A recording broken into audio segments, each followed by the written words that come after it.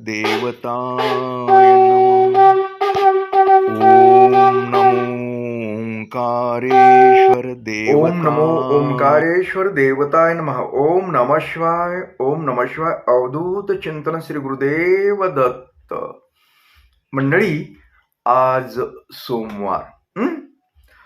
तर नेहमीप्रमाणे आपल्याकडे बरेच मंडळी शिवाभिषेक करण्यासाठी, ओंकारेश्वरास अभिषेक पूजा करण्यासाठी दक्षिणा पाठवत असतात. तर या मंडळींचे शिवाभिषेक पूजा हे करण्यात आल्या आणि तुमच्यासाठी, त्यांच्यासाठी मी ओंकारेश्वर चरणी प्रार्थना केली की तुम्ही सुखी, समाधानी, आनंदी राहू, तुम्हाला चांगल्या प्रकारे आरोग्य लाभावं, अशी मी ओंकारेश्वर चरणी प्रार्थना केली. आणि तुमच्या जे काही मनोकामना आहेत, तुमचे काही इच्छित कार्य आहेत, जे का आळलेले आहेत, बरेच दिवसापासून आता होत नाहीत, तर ते कार्य सुलभरित्या पार पडावे. म्हणजे असे कार्य म्हणजे समस्या आहेत, तर ते कसे आहेत, ते कुणाच्या बाळाच्या संदर्भात आहे, कुणाला समजा बरेच वर्ष लग्न होऊनही बाळ होत नाही, अशांसाठी मी प्रार्थना केली. कुणी कर्जामध्ये खूप काही डुबलेले आहेत, अनावश्यक काही कर्ज गरज नसताना बी झालेल्या आहेत काही गोष्टी. आर्थिक बाजू जी खरी चांगली असायला पाहिजे ती खराब झाली. त्यांची आर्थिक बाजू चांगल्या प्रकारे सुधारावी,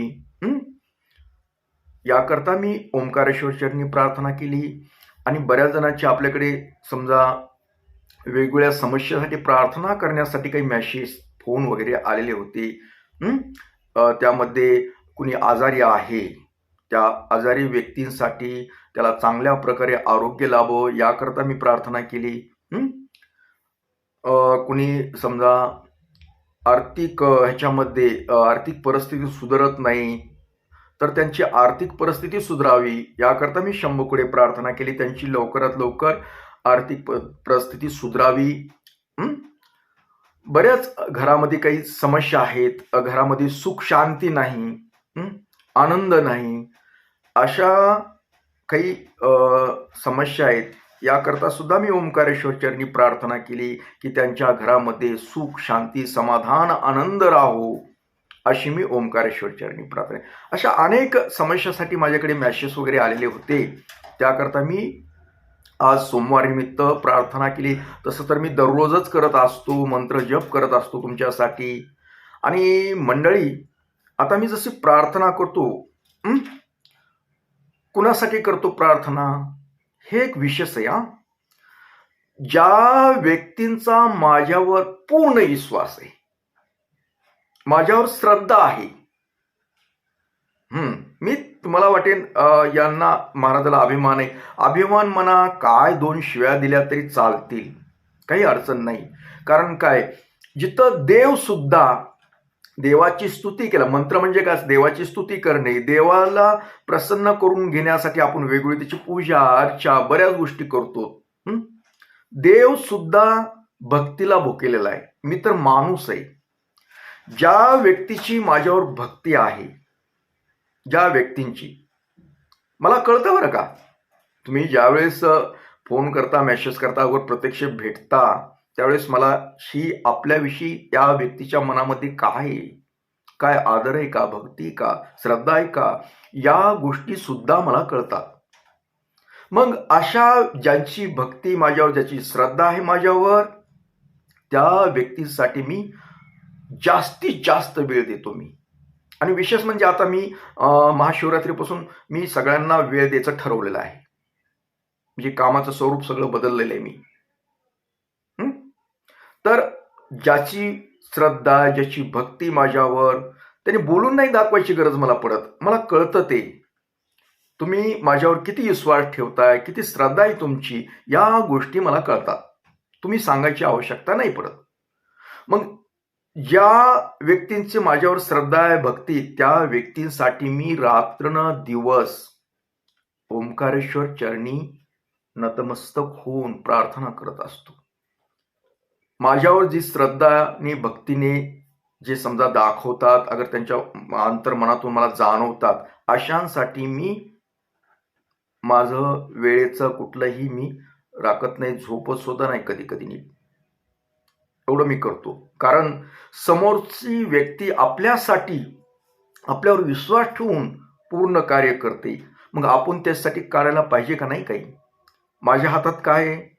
ओंकारेश्वरच्यांनी प्रार्थना करणं, देवाला एकच मागणं की देवा त्यांना आशीर्वाद दे, त्यांना सुख समाधान दे, आनंद दे, आरोग्य दे, यांची काय जी समस्या असेल ते दूर कर.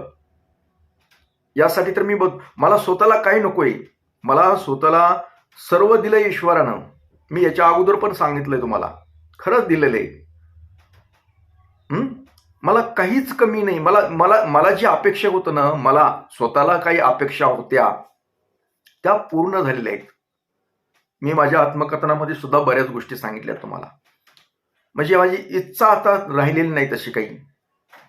कारण देवाने मी त्याची सेवा केली म्हणून देवाने मला माझ्या इच्छा पूर्ण केलेल्या आहेत.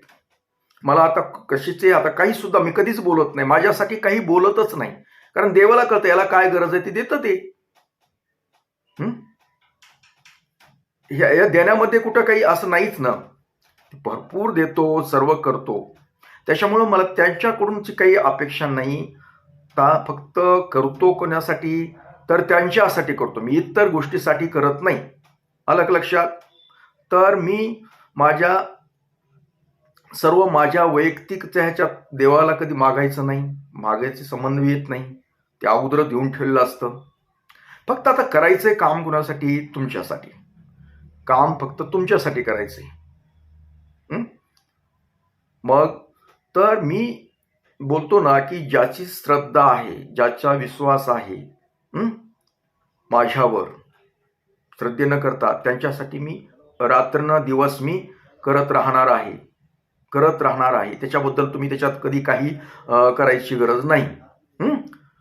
तर मी तुमच्यासाठी सदैव तत्पर सेवेत हजर आहे. आणि आता इथं पुढे मी करायचं ठरवलेलं आहे. तर मी फक्त एकच तुम्हाला सांगू इच्छितो की ज्याने समजा मनामध्ये श्रद्धा नाही, उगाच कुणीतरी असं, हे लोक मला समजतात आणि त्या समजल्यानंतर मी त्यांच्यासाठी काही करू शकत बी नाही आणि काही गोष्टी सांगू बी शकत नाही त्यांच्यासाठी. आणि ज्याचा विश्वास नाही त्या लोकांसाठी मी प्रार्थना नाही करत. तुम्हाला वाईट वाटेल, त्यांच्यासाठी माझ्या अंतर्मनातून हा शापच असतो. कारण काय असतं, आपल्या विनाकारण आपल्यासाठी कोणी जर उगाच काय खरं वगैरे असे काही जर बोलत असतील ना, त्यांच्यासाठी माझ्याकडून शाप आहे. पण ज्याची श्रद्धा आहे, ज्याचा विश्वास आहे, त्या लोकांसाठी माझी ओंकारेश्वरचरणी प्रार्थना आहे की तुम्ही सुखी, समाधानी, आनंदी राहावं. तुमचे काय नडलेले कामं असतील, समस्या असतील तर दूर व्हाव्या. एवढंच मी आज सोमवारी ओंकारेश्वरनी प्रार्थना करून आपला निरोप घेतो. परत भेटणारच आहे पुढील कार्यक्रमात. तोपर्यंत मंडळी, ओम नमः शिवाय. जय हिंद, जय भारत. सुखी राहा आणि समाधानी राहा.